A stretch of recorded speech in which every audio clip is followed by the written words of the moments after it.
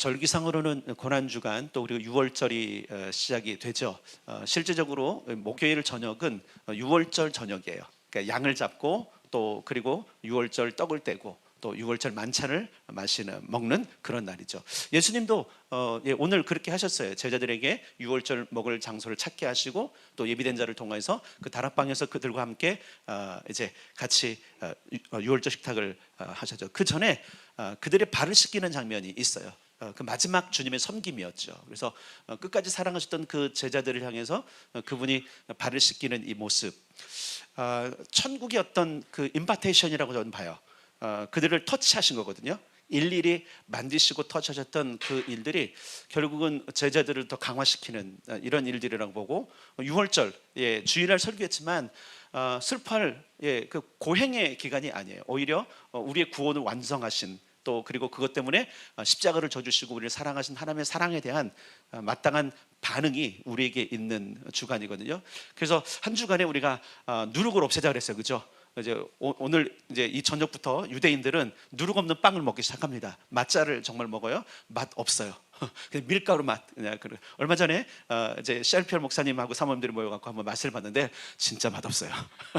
이번 주 여러분들이 성찬식 할 때 그 맛자빵을 이렇게 드실 텐데 꼭꼭 씹어 드셔야 됩니다. 예전에 카스테라 생각하시면 오산이십니다.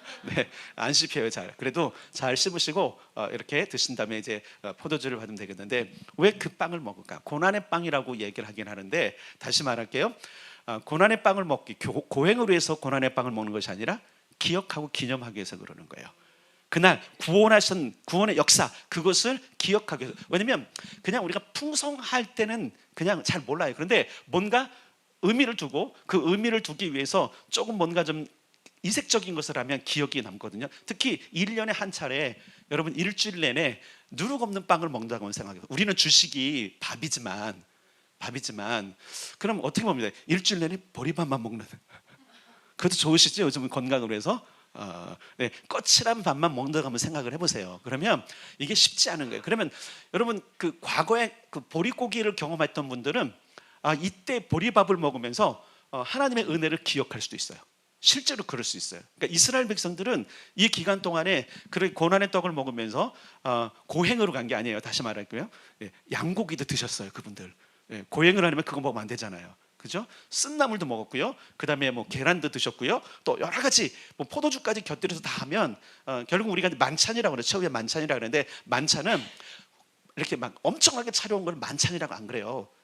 만찬이라는 이름은 워낙 저녁 식탁이 풍성하니까 가득 찰 만으로 이렇게 얘기하지만, 사실은 만찬은 그냥 저녁 식탁을 얘기하는 거예요.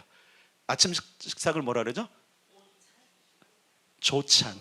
점심을 오찬 혹은 정찬, 그리고 저녁을 만찬, 이렇게 하는 거예요. 그러니까 때를 얘기하는 것이지 가득 채우는 거 아니에요. 근데 어쨌든 그 때를 주님께서 굉장히 귀하게 여기시고 자기의 이제 죽을 날을 이제 바라보신 거잖아요. 그러면서 이제 식탁 교제도 하시고 기념하라 하시고, 또 그리고 이제 그분의 갈 길을 가시죠.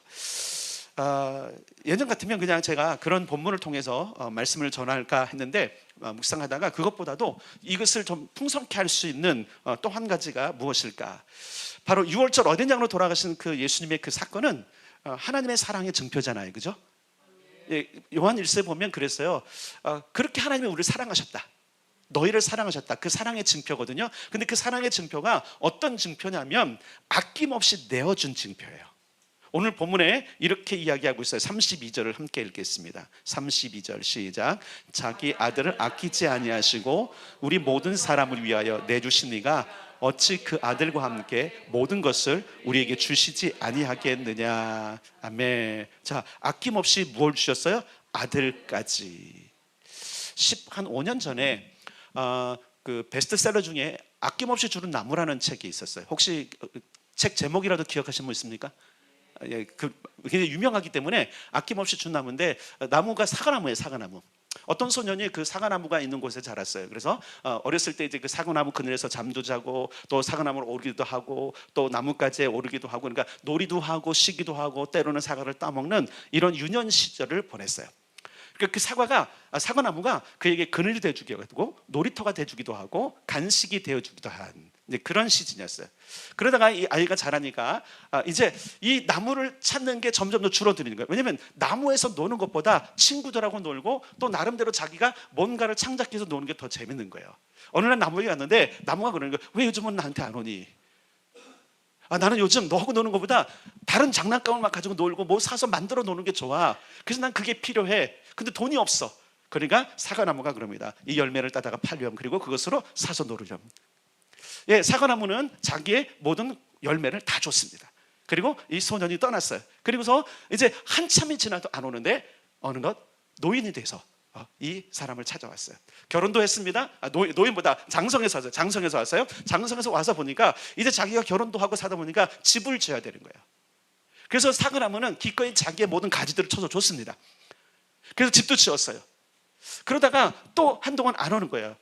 어느 날 와서 봤더니 노인네가 돼 있는 겁니다.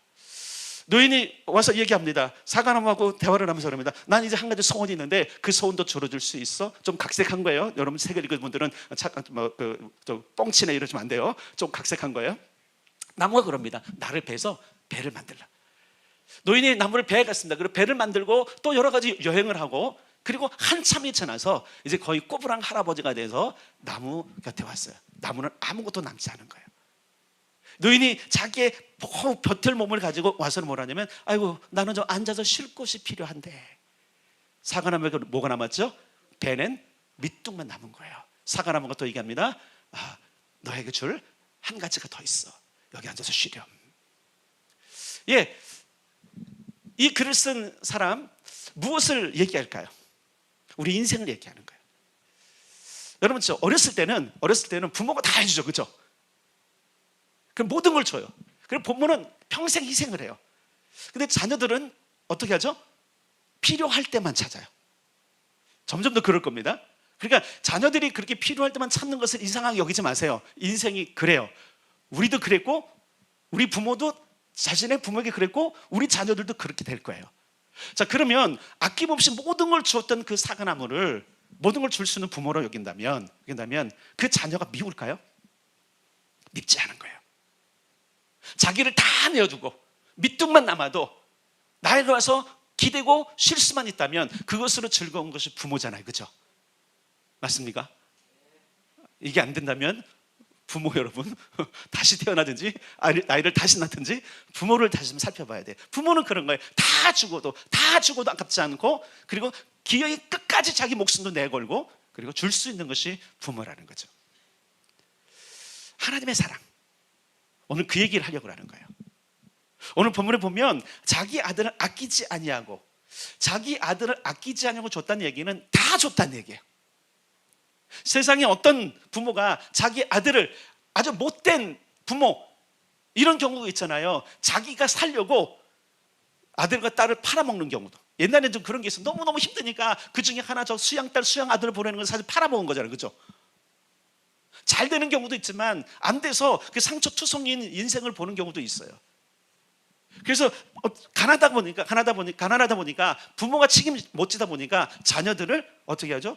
부모와 가족을 먹여 살리는. 그래서 어떤 분들은, 여기 사는 분들은 장녀이기 때문에, 장남이기 때문에 상처가 있는 분들이 있을 거예요. 죄다 그냥 먹여 살리느라고 부모가 책임 못 지니까 막 그렇게 했던 분들, 주님의 사랑으로 녹기를 바랍니다. 하나님이 위로해 주실 겁니다. 자, 무슨 얘기냐면, 부모가 그랬듯이 여러분 기억할 건 있어요. 자녀는 늘 그렇게 필요할 때만 가도 부모가 다 받아주는 것처럼 하나님도 똑같으세요. 아니, 그거보다 더 하신 분이에요. 우리는요, 보면 내가 필요할 때만 하나님을 찾는 게 맞아요. 항상 주님을 찾는다고 의식했지만 사실은 우리 자신을 잘 돌아다보면 내가 필요할 때 주님께 있어요. 뭐가 필요하세요, 여러분? 하나님께 가세요. 이 소년이 필요할 때마다 사과나무에 갔던 것처럼, 그 사과나무에 가면 뭔가 있었던 것처럼 여러분 하나님께로 가십시오. 있습니다. 다 있습니다. 아들을 아끼지 않고 우리 모든 사람을 위하여 내주시니까 어찌 그 아들과 함께 모든 것을 우리에게 주시지 않겠느냐. 자신을 주고 싶으신 거예요. 그러니까 자신의 전부를 주고 싶은 거예요. 그래서 여러분, 우리는 신이라고 하셨고요, 우리는 신처럼 살기를 원하셔요. 그 나라도 통째로 내주시는 분이세요. 하나님의 계획을 생각하세요. 하나님은 우리가 이 땅에 살면서 가난하게 살기 원치 않고요, 아프고 살기 원치는 않으세요. 그분은 우리를 치료하기 원하시고요, 공급해 주길 원하시고요, 위로해 주길 원하시는 거예요. 사실 대부분 많은 사람들이 몸 필요할 때 사람이 하나님을 찾는 것보다 그것을 유력한 사람을 찾는 게 사실은 습성인 거 맞는 거예요. 내 주변에 교인들 중에도 내 말을 들어줄 사람 누굴까? 그 사람에게 쪼르륵 달려가는 게 사실 우리의 마음이에요. 근데 여러분에게 도전을 드립니다. 그 사람도 괜찮지만 여러분, 그 사람은 완전하지 않아요. 여러분에게 다 줄 수 없어요. 능력자인 것 같죠? 해결자인 것 같죠? 아니에요. 그때는 좀 위로가 되는 것 같고 조금 능력이 있는 것 같지만 완전하지 못해요. 완전한 위로와 완전한 회복을 주실 수 있는 분은 하나님이십니다. 그분께 갈 수 있기를 바랍니다. 자, 예수님께서 유월절 어린 양을 희생하신 이유가 뭘까요? 자, 하나님은 자기의 아들을 희생하면서 하나님의 사랑을 확증하셨잖아요. 그럼 예수님은 자기의 그 모든 죽음이 어떤 죽음인지 알면서도 형장으로 갔단 말이에요. 왜 그러셨을까요? 따라서 모든 사람으로 하나님께 나오게 하기 위해서. 예, 주님께서 하시는 거, 예수님께서 십자가를 지시고 희생하셨던 이유는 무엇이냐면 다 아버지께로 와라, 다 하나님께로 와라, 그분께 오라, 그분께 오면 다 해결된다. 하나님은 계획하셨고 하나님은 사랑으로 부으셨고 예수님은 자기의 목숨을 희생하면서 하나님께로 우리를 인도하는. 그래서 예수께서 이렇게 말씀하셨어요. 내가 곧 길이요 진리요 생명이니 나로 말미암지 않고는 아버지께로 올 자가 없다, 갈 자가 없다. 아멘. 예, 그렇기 때문에 예수님은 우리로 하여금 그 모든 것을 주시는, 하나도 남김없이 아끼지 않고 다 주시는 하나님께로 우리를 인도하시는 분이세요. 자, 그런데 우리가 한번 생각해 보세요. 인생에 어려움이 있을 때에, 갈등이 있을 때에, 고통이 있을 때에 어디로 먼저 갑니까? 여러분, 어디로 먼저 가세요? 인터넷을 검색하십니까? 아니면 전화기를 듭니까? 아니면 여러분 위로할 만한 사람을 생각하십니까? 저는 여러분에게 도전을 드립니다. 어떤 것보다도 더 먼저 하나님을 찾을 수 있길 바랍니다. 어떤 행동보다도 더 하나님을 찾는 행동을 하길 바랍니다. 어느 누구보다도 더 하나님께로 여러분의 발걸음과 마음이 향할 수 있기를 바랍니다. 오늘 본문에서 이렇게 말씀하고 있는 거, 모든 것을 준다. 옛날 성경 버전에는 이렇게 되어 있어요. 모든 은사를 너에게 주시지 않겠느냐. 근데 그 은사가 보통 말하는, 그냥 우리가 말하는 여러 가지 다양한 달란트 같은 은사도 있지만 원어로 제대로 보면 선물을 주시지 않겠느냐. 그 아낌없이 주는 사과나무처럼 무엇이든 원하면, 네가 필요한 게 뭐야? 그늘이 필요해? 그늘 쉬어. 놀이터가 필요해? 내 나무를 타. 열매가 필요해? 간식이 필요해? 내 열매를 먹어. 집이 필요하니 가지를 쳐. 배가 필요하구나, 나를 배. 너 앉아서 쉴 마지막 노년의 쉼터가 필요해? 내 밑둥에 앉아. 이건 복음이 아닐까요? 우리 일생을 통해서 우리를 그렇게 어린아이 때부터 노년에 이르기까지 모든 것을 제공하시고 책임져 주실 분. 사실 부모가 그 역할을 제대로 못합니다. 때로는 가난해서 못해요. 때로는 마음이 다쳐서 못해요. 부모일지라도 능력이 안 돼서 못할 수도 있고요, 그 마음에 상처가 있어서 못할 수도 있고요. 그렇죠? 어떤 한계가 있기 때문에 부모는 절대로 그 모든 것을 다 줄 수 없는 존재예요. 그러나 인생을 통틀어서 그 모든 것을 제공해 줄 수 있는 유일한 분, 누구시죠? 예, 하나님. 물론 우리가 예수님 맞아요. 그 하나님께로 인도하시는 분. 그래서 우리가 예수님을 찾는 것은 결국 예수님을 통해서 하나님께 연결되는 거죠. 그죠? 자, 그러니까 여러분, 하나님이라 대답하든 예수님이라 대답하든 다 괜찮아요? 아멘. 예, 예수님 하나님. 자, 그런데 봅시다. 오늘 본문에서 말씀하고 있는 모든 것을 주지 않겠느냐 할 때, 이 모든 것을 로마서 8장에서만 좀 찾아볼 거예요. 자, 첫 번째 어디로 가냐면 8장에서 맞아요. 1절 2절 가겠습니다. 8장만 볼 거예요. 시작. 그러므로 이제 그리스도 예수 안에 있는 자에게는 결코 정죄함이 없나니 이는 그리스도 예수 안에 있는 생명의 성령의 법이 죄와 사망의 법에서 너를 해방하였음이라. 아멘. 자, 보세요. 이미 하나님께서 주신 선물들을 보자는 거예요. 뭘 주셨어요? 어디서부터 해방했어요? 죄에서 해방, 죄와 사망의 법에서 해방했고, 정죄함이 없는 게 뭐예요? 너 무죄. 여러분, 우리는 다 무죄 선언을 받았습니다. 그러니까 하나님의 첫 번째 선물은, 예수를 믿자마자 주는 선물은 뭐냐면 너는 무죄한 자야. 결코 어떤 것도 너를 정죄할 수 없어. 그래서 오늘 본문에서 여러분 보세요. 33절 34절 보겠습니다. 33, 34 35절까지 쭉 읽을 거예요. 33부터 35절 시작. 누가 능히 하나님께서 택하신 자들을 고발하리요? 의롭다 하시는 이는 하나님이시니 누가 정죄하리요? 죽으실 뿐 아니라 다시 살아나신 이는 그리스도 예수시니 그는 하나님 우편에 계신 자요 우리를 위하여 간구하시는 자시니라. 누가 우리를 그리스도의 사랑에서 끊으리요? 환난이나 곤고나 박해나 기근이나 적신이나 위험이나 칼이라. 누가 감히 우리를 고발하냐? 누가 감히 정죄할 수 있느냐? 누가 감히 우리를 거기서 끌어낼 수는 없다라는 거예요. 이미 하나님이 주신 선물 가운데 우리 모두가 소유한, 예수를 그리스도를 믿는 모든 사람이 소유한 모든 가장 큰 선물은 뭐냐면 정죄함이 없는 거예요. 죄인 맞죠, 그죠? 우리가 이건 죄인이라는 걸 인정하셔야 돼요. 여기서부터 은혜가 시작했기 때문에 그러는 거예요. 자기가 죄인인 줄 모르면요, 은혜가 필요 없어요. 자기가 정말로 심각한 죄인이라는 사실을 깨닫지 못하면요, 낮아질 수가 없어요. 출발은 여기에. 그런데 여러분, 하나님은 우리를 어떻게 하시냐면 나는 너를 정죄하지 않을 거예요. 자, 이 정죄하지 않는 사건에 대해서 우리가 잘 아는 한 사건이 있죠. 현장에서 가늠하다 잡혀온 여자. 왜 여자만 끌고 가서 남자들도 끌고 와야죠, 그죠? 사람들은 돌로 쳐 죽이려고 그래요. 예수께 묻습니다. 어떻게 합니까? 모세 율법에는 돌로 쳐 죽이라는데 당신은 어떻게 하시렵니까? 예수님이 침묵하시죠. 땅에다 글씨를 쓰시고는 어떤 사람이, 많은 사람들은 상상을 해요. 거기 있는 사람들의 이름을 싸면서 죄명을 썼을 거라고. 그렇게는 안 될 거예요. 그렇다고 보일 수 있는 건 아니니까. 지륵가당 쓴 건 아니니까. 아마 뭔가 적으셨는데 그 적은 것이 때로는 십계명일 거라고 얘기하는 사람도 있어요. 아무도 모르는 상상으로 그러는 거예요. 근데 중요한 게 있어요. 주님의 딱 한마디 말. 여기 너희 중에 죄 없는 자가 먼저 돌로 쳐라. 죄 없는 자 있느냐? 너희들이 먼저 쳐. 이 여자를 정죄하고 싶니? 그러면 네 죄부터 새끼로 가. 다 갔습니다. 그러고 나서 예수님께서 남은 그 여인에게 말합니다. 나도 너를 정죄하지 않는다. 그 여자가 예수를 믿었을까요? 그날 예수님 나는 당신을 믿습니다라고 고백했을까요? 그건 아닐 거예요. 아마 그 위에 있을 수 있어요. 나도 너를 정죄하지 않는다라고 했을 때 그 여인에게 감동이 갔을 수도 있고요. 그리고 그때 바라보는 그 여인의 눈은 바로 예수님을 향했을 수 있을 거예요. 그래서 당신은 나의 주입니다라고 고백했을 수 있을 거예요. 그 뒤에 정죄함이 없는 것은 구원의 정죄함이 없는 거예요. 그런데 실제로 그 길바닥에 있었던 여인에게 나도 너를 정죄하지 않는다, 다시는 가서 이런 죄를 저지르지 마라 하는 것은 그 구원받았기 때문에 한 건 아니에요, 분명히. 그러나 기억할 게 있어요. 근본적으로 하나님은 인생을 정죄하려고 하시는 분이 아니세요. 이 얘기 뭐냐면 그분은 이 땅에 있는 어떤 사람, 어떤 악한 사람일지라도, 잘 기억하시다, 어떤 악한 사람일지라도 우리는 미워하잖아요, 그죠? 화가 나잖아요.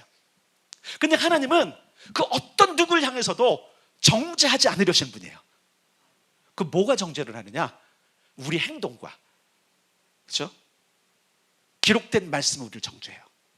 하나님은 정죄하지 않으려는 분이에요. 나는 너를 정죄하지 않아. 그렇기 때문에 계속적으로 뭐 하시죠? 모든 자가 구원받기 위해서 계속적으로 예수의 이름을 주시고, 그리고 모든 사람의 구원받기로 원하는 하나님의 사랑이 있으시잖아요, 그죠? 여러분 기억하세요. 일단은 세상의 모든 사람을 정죄하지 않으셔는 하나님의 그 계획 가운데 하나가 결국은 우리에게는 완전하게 이루어진 거예요. 우리는 예수를 믿거든요. 예수를 믿는 자는 결코 정죄함이 없습니다. 왜냐하면 죄와 사망의 법에서 해방되었기 때문에 그렇습니다. 그래서 첫 번째 선물은 정죄함이 없는 선물이에요. 아멘. 그래서 결국 뭐예요? 죄와 사망에서 해방된 것. 여러분 우리가 그러잖아요. 우리 영혼이 벗어났다. 사냥꾼의 올무에서 새같이. 시편에 있는 내용이에요. 우리가 모든 올무, 죄와 사망의 올무에 있었는데 해방되었도다, 그리스도의 은혜로. 자, 그것을 이루는 첫 번째 선물이지만 그것을 이루는 그 선물의 배경에 뭐가 있냐면, 따라서 합시다. 성령님. 자, 9절을 읽겠습니다. 9절 같이 읽겠습니다. 시작. 만일 너희 속에 하나님의 영이 거하시면 너희가 육신에 있지 아니하고 영에 있나니 누구든지 그리스도의 영이 없으면 그리스도의 사람이 아니라. 아멘. 잘 보세요. 정잠이 없는 그 선물을 받기 전에 적어도 우리가 예수를 그리스도로 받아들이기 위해서 또 주신 선물이 있다라는 거예요. 따라서 합시다. 성령. 그래서 생명의 성령의 법인 거예요. 그 모든 것을 가능하게 한, 정지하지 않고 세방하는 법은 율법이 아니라, 율법은 죄를 드러내잖아요. 그죠? 우리 행동은 범죄로 계속 가잖아요. 정죄받을 수 있는 것을 안. 그러나 성령이 우리 안에 들어오시면 그 성령으로 역사함이 우리로 예수를 그리스도로 인정하게 하고, 그때에 동시에 성령의 선물과 동시에 우리는 정죄하지 않는 하나님의 선물을 동시에 받는 거예요. 자, 그래서 6절에 이렇게 말하죠. 육신의 생각은 사망이요 영의 생각은 생명과 평안이니라. 그러니까 죄와 사망의 법에서 해방된 동시에 그러면 어떻게 된 거예요? 우리는 생명을 얻은 거예요. 거기에는 평안이 있다라고 오늘 성경은 우리에게 증거해 주고 있어요. 자, 하나님이 주셨던, 그러니까 아들을 희생해서 모든 걸 주신 분이 이 모든 걸 안 주겠느냐? 다 주신다라는 거예요. 영생도 주시고요, 생명도 주시고요, 평안도 주시고요, 의롭다함도 주시는 거예요.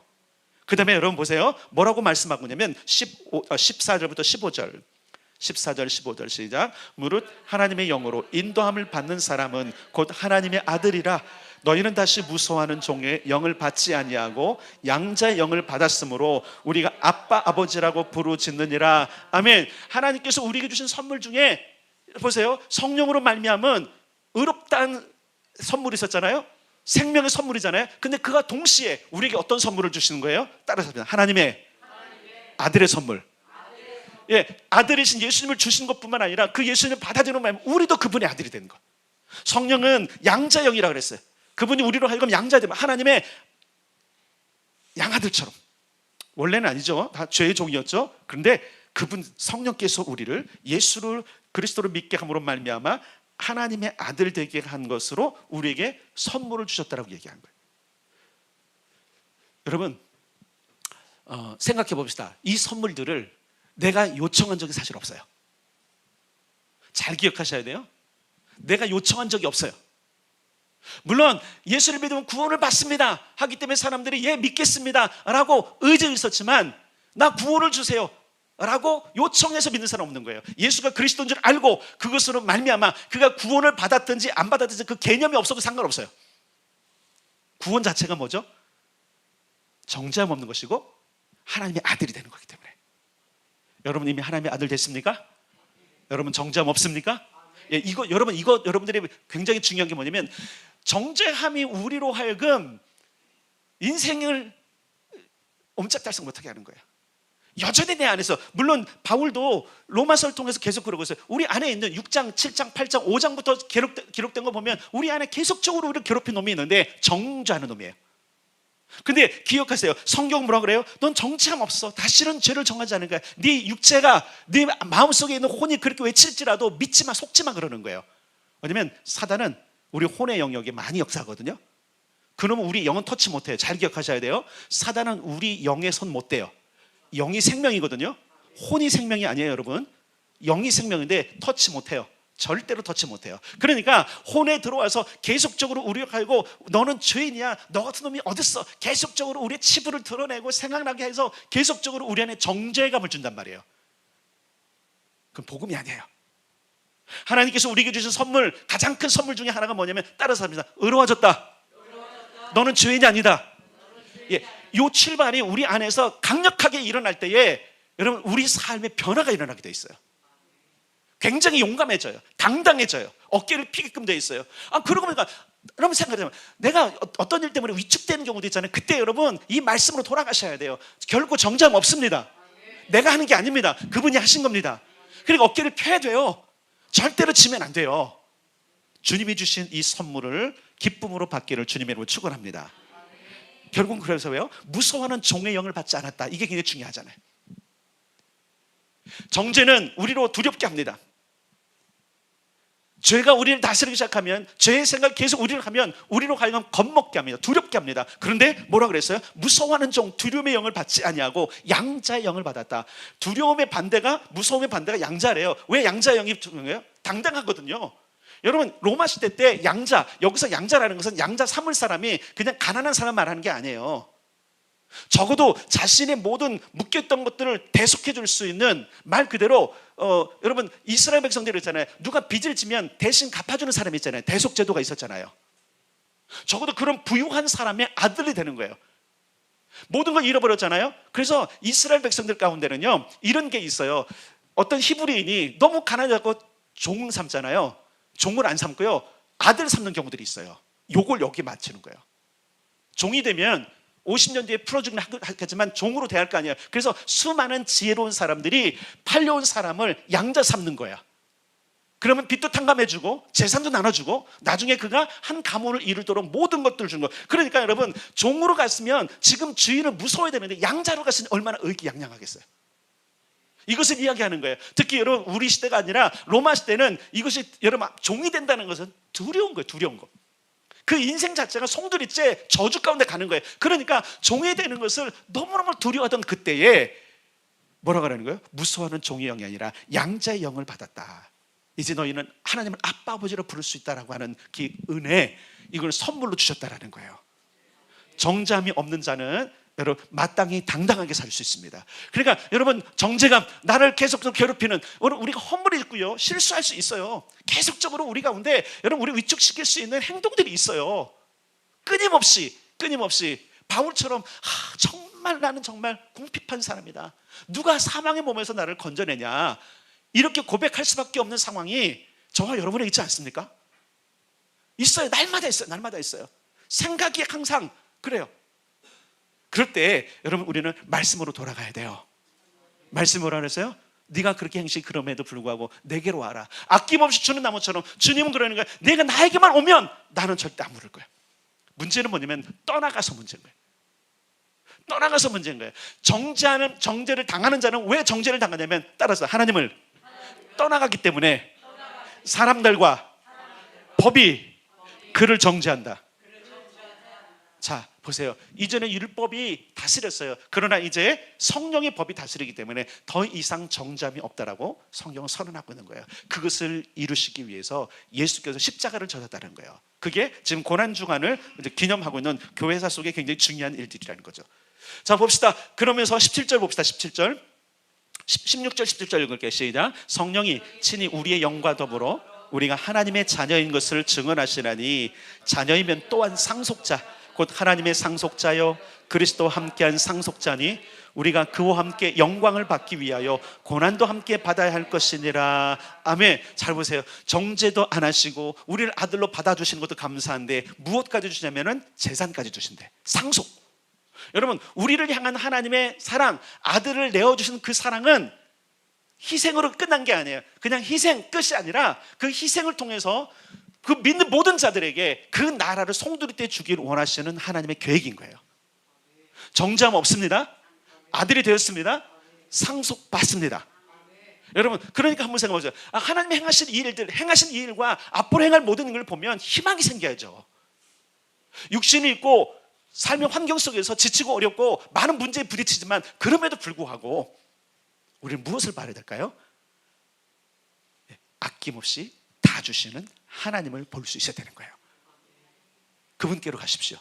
그분께로 오십시오. 그러면 그분이 다 주십니다. 자, 자녀이면 상속 또한 하나님의 상속자예요. 그리스도와 함께한 상속자니 영광을 받기 위해 고난도 좀 받아야 된다. 가끔 우리에게 고난이 있어요. 그리스도로 말면 고난이 있어요. 그거 여러분 달게 받으세요. 그러면서 뭐라고 말하냐면 현재의 고난은 16, 18절 시작. 생각하건대 현재의 고난은 장차 우리에게 나타날 영광과 비교할 수 없도다. 한 번 더 시작. 생각하건대 현재의 고난은 장차 우리에게 나타날 영광과 비교할 수 없도다. 아멘. 고난 두려워하지 마세요. 이 우리가 지금 당하는 고난은 죄 때문에 당하는 고난이 아니에요. 잘 기억하셔야 돼요. 어떤 이는 죄의 결과인 저주로 말미암아 고난을 당하지만 우리는 절대로 죄 때문에 당하는 고난이 아니라는 사실을 기억하셔야 돼요. 이 의식이 바뀌지 않으면요 우리는 계속적으로 죄의 종이 돼버려요. 내가 비록 죄를 졌을지라도 예수 앞에 나가고 예수 십자가를 가지고 가면 주님은 우리를 정죄하지 않으세요. 아멘. 그러니까 우리가 당하는 고난은 죄 때문에 온 고난. 어떤 사람이 병들었어. 그럼 저 죄 지은 거 아니야. 어떤 사람이 망했어. 그럼 저 죄 때문에. 이러면 안 돼요. 우리는 여러분. 적어도 우리는 이러면 안 된다는 거예요. 근데 우리 마음이 그렇잖아요. 어떤 사람이 잘못되면 저것도 좀 신앙생활 제대로 못했지, 저거 뭔가 죄를 지었지, 하나님께 잘못했으면 저래. 이게 아니라니까요, 여러분. 주님의 영광을 위한 고난이에요. 장차 우리에게 임할 영광을 위한 고난이에요. 주님이 받으셨던 그 고난이 영광을 위한 고난이었다면 우리도 함께 그 영광을 누리기 위해서 고난이 있다, 이런 것을 이야기하고 있어요. 근데 그 고난이 어떤 고난이냐면, 자 여기 보세요. 어떻게 보냐면 보세요. 23절을 보겠습니다. 23절 시작. 그뿐 아니라 또한 우리 곧 성령의 처음 익은 열매를 받은 우리까지도 속으로 탄식하여 양자될 것 곧 우리 몸의 속량을 기다리느니라. 우리에게 있는 고난은 우리가 육체를 가지고 있기 때문에 당하는 고난을 얘기하는 거예요. 육체를 가지고 있는 사람들이 모든 고난, 교통사고 나요 안 나요? 질병에 걸려요 안 걸려요? 사업하다가 망할 수 있어요 없어요? 육체에 있기 때문에 다 가능하다는 거예요. 그러니까 우리가 신앙생활하면서 예를 들어서 여러분, 목사도 교통사고 당할 수 있잖아요. 가끔씩 그렇게 생각할 때 있어요. 어디 이제 가끔이요. 이제 이러다 내가 어디 가서 교통사고 나서 죽으면 어떤 사람이 뭐라 그럴까? 기도 열심히 한다는 목사가 교통사고 나서 죽었어? 정죄하는 거잖아요, 그죠? 그 비꼬미 정죄예요, 여러분. 근데 우리가 너무 쉽게 빠질 수 있는 거예요. 다른 사람이 아니라 저와 여러분이 이런 데도, 그러니까 우리 교회 안에서도 힘든 게 뭐냐면 눈초리들이 이상한 거예요. 좀 아프면 이상하게 바라봐. 좀 안 된 것 같으면 이상하게 바라보는 거예요. 왜 이상하게 바라봐요? 주님은 정죄 안 한다니까요. 그 사람 정죄 안 하세요. 근데 왜 그대가 정죄를 하냐 이거예요. 여러분, 오늘 우리 시각을 바꾸셔야 돼요. 주님께서 십자가를 지시고 그 밤에 제자들의 발을 씻기시고 그 성찬을 베푸시면서 유월절 만찬을 먹으면서 죽을 길을 갈 때에 그분이 바라본 건 뭐예요? 내가 이 죽음으로 말미암아 겟세마네 동산에서 정말 땀이 핏방울처럼 쏟아지는 그 놀라운 기도를 하면서 그분이 뭐라 그랬어요? 주님, 아버지 할 수만 있으면 안 줬으면 좋겠어요. 너무 고통스러운 거니까. 근데 아버지 뜻 내가 압니다. 아버지 뜻을 이루십시오. 뭘 보신 거예요? 그분이 죽으셔야 이 땅에 있는 수많은 사람들이 그 정죄함에서 벗어나기 때문에 그런 거예요. 여러분, 특별히 여러분 교회 안에서 우리 특히 신앙의 공동체 안에서 누가 잘못됐잖아요. 이상한 눈으로 보지 마세요, 제발 좀. 누가 아파요? 아플 수 있다니까요. 망했어요? 망할 수 있다니까요. 뭐가 잘못됐어요? 그럴 수 있다니까요. 애들이 속썩여요? 경찰서에서 끌려갔어요? 그럴 수 있다니까요. 아니 장로의 아들이 자녀가 목사의 자녀, 그럴 수 있다니까요, 여러분. 오늘날 우리가 너무 의로워요. 우리의 시각을 바꾸려면 첫째, 생명 성령의 법의 역사가 필요해요. 우리 눈이 바뀌어야 돼요. 우리 의식이 바뀌어야 돼요. 예수님도 정죄 안 하시는데 내가 뭐라고 정죄를 해요? 우리가 좀 장성합시다. 조금 우리의 믿음을 좀 키워가 봅시다. 자, 보세요. 양자될 것 곧 우리의 몸의 속량을 기다리는 거예요. 고난은 우리가 몸 안에 있는 거예요. 몸을 갖고 있기 때문에 몸 밖으로 나가면 그런 고난 없어요. 죽음이 어떻게 찾아옵니까? 몸 밖으로 갔는데 영은 안 죽는데. 질병이 어떻게 옵니까? 육체 안에 있을 때만 영도 질병에 걸리는 거거든요. 영도 졸죠, 그죠? 시름시름하죠. 그거 시험에 드는 경우들은요. 그런 경우들이. 근데 중요한 건 뭐냐면 여러분, 그럴 때 우리가 로마서 8장의 눈을 가지고 자기 자신과 성도를 바라볼 필요가 있다는 거예요. 적어도 예수님께서 지은 십자가는 모든 사람의 의식을 바꿔놨죠. 여러분, 바울이 예수님을 만났을 때 눈 뒤집어진 거 아시죠? 눈 뒤집어지기를 축원합니다. 우리의 눈이 뒤집어지기를 축원합니다. 뒤집어져야 돼요, 여러분. 여전히 우리의 우리 스스로가 얘기하는 의로운 그 눈을 가지고 바라보는 것이 아니라 성경이 말하고 있는 정죄함 없는 자의, 나만 의로운 거 아니잖아요. 주님께서 다 의롭게 하시잖아요, 그죠? 그러니까 교회 공동체는 사람들이 여러 어려움을 당할 때 그것이 죄 때문이라고 입 밖에 내서는 안 돼요. 근데 가끔 들어. 예수님 때도 그렇잖아요. 어떤 소경을 지나가는데 뭐라 그랬어요? 저 사람이 소경된 것이 자기 죄 때문입니까? 부모의 죄 때문입니까? 바로 들이대는 게 뭐였어요? 얼마나 의로운지. 죄의 결과로 보는 거예요. 물론 여러분 성경에 죄의 결과가 나온 여러 가지가, 물론 여러분 잘 보세요. 왜 육체의 한계를 입다는 얘기는 전에도 말씀드렸지만, 우리가 예를 들어서 질병이 오는 것이 죄의 결과 맞아요. 질병은. 근데 내 죄냐 이거예요. 부모의 죄냐 이거예요. 그렇게 보지 말자는 거예요. 주님은 어떤 시각으로 보셨어요? 누구의 죄가 중요한 것이 아니라 하나님의 그 인생에 어떻게 하시는 게 더 중요하다는 거잖아요. 내가 인생이 망가질 수도 있고, 상처를 입을 수도 있고, 사고를 당할 수도 있고, 아플 수도 있고요, 꼬꾸라질 수도 있고요, 신앙에서 벗어날 수도 있을 때 우리는 어떻게 봐야 돼요? 긍휼히 봐야 돼요. 그 사람을 보는 하나님의 시각으로 봐야 돼요. 얼마나 그 안타까울까. 여러분, 아낌없이 주는 나무, 그 아이가 찾아오지 않을 때에, 올 때마다 그는 피로 자기의 궁핍감, 뭐랄까요, 결핍을 가지고 찾아왔어요. 그때 사과나무는 다 주죠.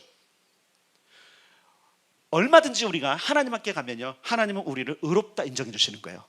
내가 보는 그 죄인 같은 사람도 그가 회개하고 돌이켜서 하나님께로 가면 그도 의롭다 하시는 분이 하나님이세요. 그를 받아주시는 분이 하나님이세요. 근데 왜 우리가 정죄하다 이거예요.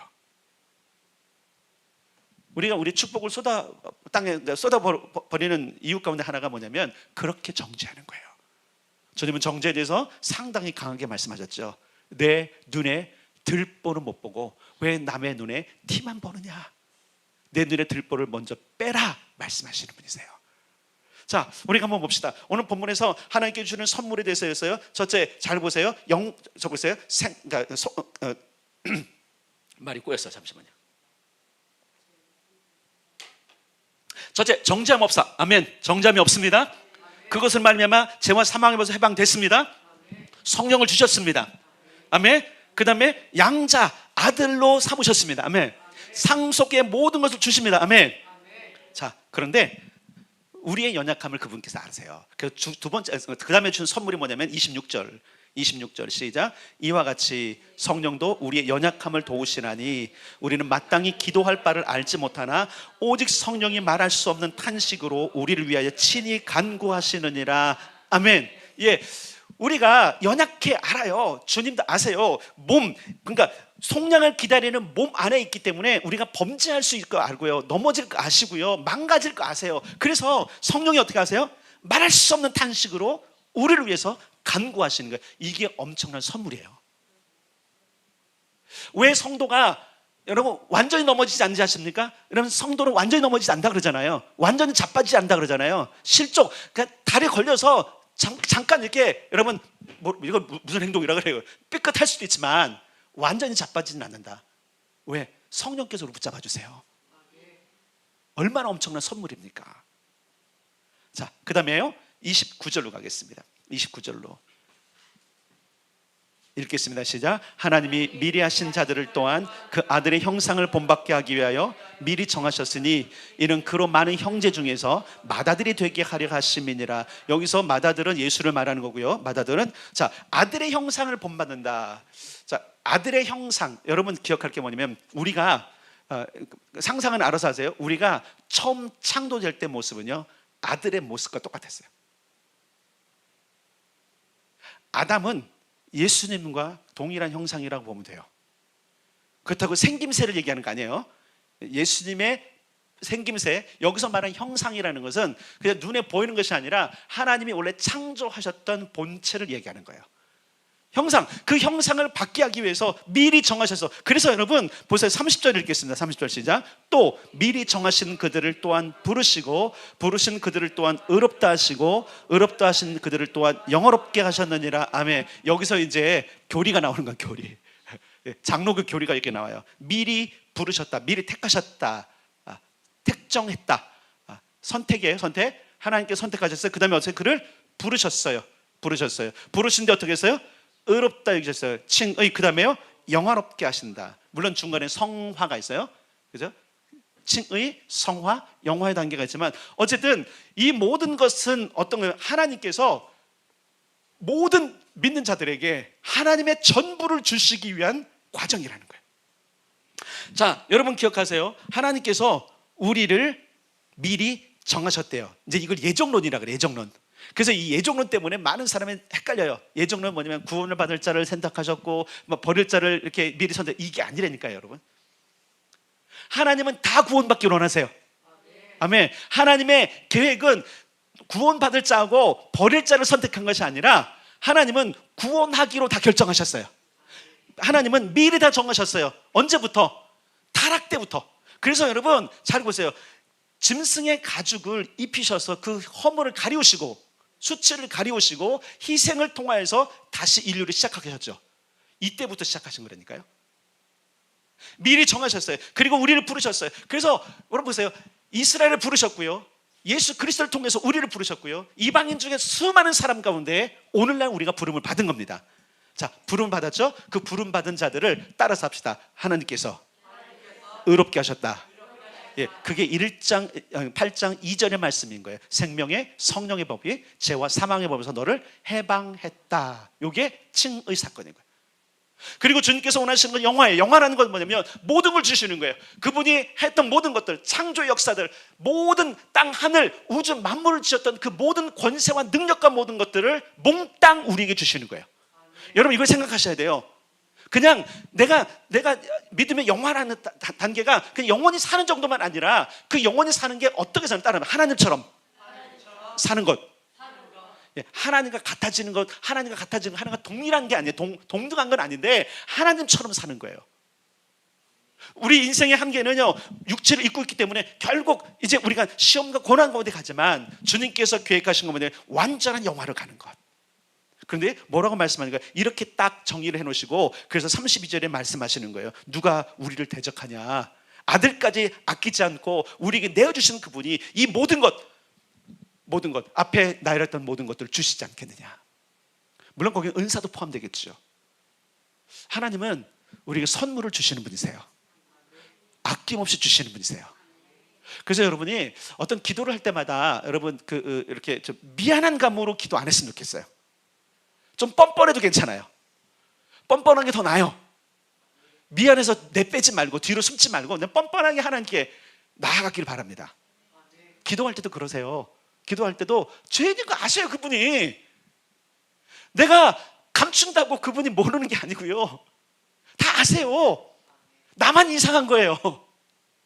내가 그분께 내 자신, 내 본질, 내 모든 상태를 고백하고 나아가면 그분은 뭐라고 그러실까요? 이 못된 놈, 너 못 들어와 그러실까요? 어떻게 하실까요? 안아주세요. 환영해주세요. 씻겨주세요. 여러분 탕자 비유 아시잖아요. 탕자 비유, 아들이 그렇게 다 방탕한 뒤에 돌아왔을 때 그 아버지가 그를 맞아줍니다. 그렇죠? 안아줍니다. 씻겨줍니다. 6월절 사건 저녁 때 주님께서 허리에 수건을 두르시고 물을 담아서 씻겼던 것은 뭔지 아세요? 굉장히 상징적인 의미죠. 내가 너희들을 다 받는다. 잘 기억하셔야 돼요. 발을 씻는다는 의미가 물론 손님들을 대접하고 그 땅 자체가 쪼리 씻고 다니기 때문에 집에 들어갈 때 발 씻는 게 당연한 거지만 주님께서 하셨던 그 모든 것, 6월절 어린 양으로 돌아가시기 전에 했던 그것은 굉장히 상징적인 거예요. 우리 모두를 다시 아들로 받아들인다라는 하나님의 액션이었던 거예요. 그리고 뭐라 그랬죠? 이제 성찬을 베풀면서 너희들이 내가 올 때까지 이 모든 것을 기억하고 전하는 거야. 그래서 여러분 우리가 성찬을 참여할 때마다 우리는 어떤 의식을 가져내면 나는 의로워졌구나. 예수의 희생으로 말미암아 나는 이제 정죄가 없구나. 나는 저주에서 벗어났구나. 죄와 사망의 법칙에서 벗어났구나. 나는 이제 하나님의 상속자로 사는 것이고 하나님의 준 놀라운 선물로 내 인생을 살아가겠구나 라고 하는 감동과 또 받아들임이 있어야 된다는 거예요. 다시 말할게요. 정죄함이 없는 인생이 돼야 어깨를 필 수 있어요. 성령과 함께 가야 힘이 있는 거예요. 그래서 계속적으로 로마서 8장은 성령, 그리스도의 영, 양자의 영, 계속적으로 하나님의 영, 계속 성령을 소개하고 있어요. 자, 그러면서 아까 읽었던 33, 34, 35절이 누가 우리를 고발하리요? 아무도 고발할 수 없어요. 여러분 생각해 보세요. 여러분들이 아무리 고발해도요, 하나님의 사람은요 고발장 접수가 안 돼요. 그러니까 여러분 결국은 우리가 한번 생각해보세요. 우리가 우리의 편협한 눈으로 누군가를 정죄하면요 우리는 무고죄에 들어가는 거예요. 왜 우리가 모든 우리의 축복을 쏟아버리느냐? 왜 하나님께로부터 오던 그 모든 것들 이미 허락된 것이 안 오느냐? 무고죄에 걸린 거예요. 그래서 가장 가까이 있는 우리 공동체 안에서 제발 이 눈꺼풀 생각들을 바꾸자라는 거예요. 눈 뒤집혀야 된다니까요, 여러분. 절대로 정죄의 눈이 아니라 하나님의 은혜의 눈, 하나님의 사랑의 눈으로 보셔야 돼요. 그럴 수도 있는 거예요. 나는 안 넘어질까요? 나는 안 망가질까요? 나는 언제 병 안 들까요? 그렇게 자신 있으세요? 아닐 거예요. 그러므로 여러분, 아무도 정죄할 수 없음을, 아무도 고발할 수 없음을 기억하셔야 돼요. 자, 이제 어디를 보냐면요, 이제 우리가 본문 읽었던 8장 37절 읽겠습니다. 같이 읽겠습니다. 시작. 그러나 이 모든 일에 우리를 사랑하시는 이로 말미암아 우리가 넉넉히 이기느니라. 아멘. 자, 넉넉히 이긴다. 넉넉히라는 단어가 좀 부족할 수 있어요. 완벽하게 이기는 거예요. 완벽하게. 퍼펙트란 단어예요. 우리가 우리로 말미암아, 우리를 사랑하신 이로 말미암아, 우리가 보세요, 우리가 종일 주를 위해 죽임을 당하게 되면 도살할 양같이 여김을 받는 이것이 육체를 입고 있는 한 그리스도의 영광에 동참하기 위해서 받는 고난일 수 있어요. 때로는 그것이요 진짜 핍박일 수도 있고요, 육체적인 환난일 수 있단 말이에요. 질병일 수 있다니까요. 가난일 수 있다니까요. 일이 안 풀리는 꼬이는 것일 수 있다니까요. 사업이 망한 게 있을 수 있다니까요. 근데 중요한 게 있어요. 잘 보세요. 이깁니다. 극복합니다. 반드시 그럽니다. 잘 보세요. 반드시 승리합니다. 반드시 낫습니다. 반드시 회복됩니다. 반드시 일어섭니다. 그게 여기 말하고 있는 거예요. 우리를 사랑하시니 누굴까요? 삼일체 하나님, 성부 하나님, 성령 하나님, 성자 예수님, 그분의 도우심으로 말미암아 우리가 넉넉히 이기는 겁니다. 그래서 38절 39절 같이 읽겠습니다. 시작. 내가 확신하노니 사망이나 생명이나 천사들이나 권세자들이나 현재일이나 장래일이나 능력이나 높음이나 깊음이나 다른 어떤 피조물이라도 우리를 우리 주 그리스도 예수 안에 있는 하나님의 사랑에서 끊을 수 없으리라. 아멘. 이 사실이 우리를 뒷받침하고 있는 믿음이 되어야 되는 거예요. 어떤 것도 끊을 수 없어요. 여러분, 이건 믿어야 해요. 그래야 시련이 올 때에, 고난이 올 때 우리가 이기는 거예요. 초대교회 여러분, 박해 현장을 우리가 알잖아요. 코바디스 같은 걸 영화를 봐도 그 콜로세움 경기장에 집어넣고 그리스도인들을 화형시키거나, 그죠? 바울의 기록에 의하면 히브리서에 보면 끓는 가마솥에 집어넣기도 하고, 그죠? 창으로 찌르기도 하고, 톱에 쓸어 죽이기도 하고, 얼마나 잔인해요. 사자밥이 되기도 하고. 그런데 이들이 절대 그 길을 두려워하지 않았다는 거예요. 그런 시련이 올 때 어린아이로부터, 특히 유대인들 어린아이로부터 장년에 이르기까지 그들이 견딜 수 있었던 것이 뭘까요? 따라서 합시다. 그리스도 안에 있는 하나님의 사랑, 그것이 우리를 붙잡는 거예요. 다시 말하겠습니다. 여러분, 하나님의 사랑은 어떻게 확증이 됐냐면 예수를 십자가에 내어주심으로 확증하셨어요. 예수님은 그렇게 자기 자신을 십자가에 내어줌으로 말미암아 하나님께서 우리를 부르시는 그 부르심에 우리를 초청하고 있는 거예요. 그래서 주님께로 오는 자, 하나님께로 오는 자들마다 다 받아주시고, 다 안아주시고, 다 씻겨주시고, 다 회복해주는 역사가 우리 가운데 있는 겁니다. 아낌없이 다 주시는 분 하나님, 우리는 매일매일 그분께 가는 게 좋아요. 사람을 찾지 마세요. 유력한 사람들, 해결할 수 있는 어떤 해결책을 찾지 마세요. 먼저 하나님을 찾으십시오. 이런 말이 있어요. 기도보다 앞서지 말고 말씀보다 뒤처지지 말아라. 모두보다 앞서지 말라고요? 기도보다 앞서지 마세요. 여러분, 왜 그런지 아세요? 기도하지 않고 우리가 뛰어다닌들 완전하게 모든 것들을 해결해 줄 수 있는 권세가 이 땅에 없어요. 자, 보세요. 뭐라 그랬어요? 확신하는 사망이나 생명이나 천사이나 권세들이나 현재이나, 이게 다 뭐예요? 힘이에요. 힘. 우리를 충분히 죽일 수도 있고 우리를 충분히 곤란하게 할 수 있는 힘들이에요. 높음이나 깊음이나 다른 어떤 피조물이라도.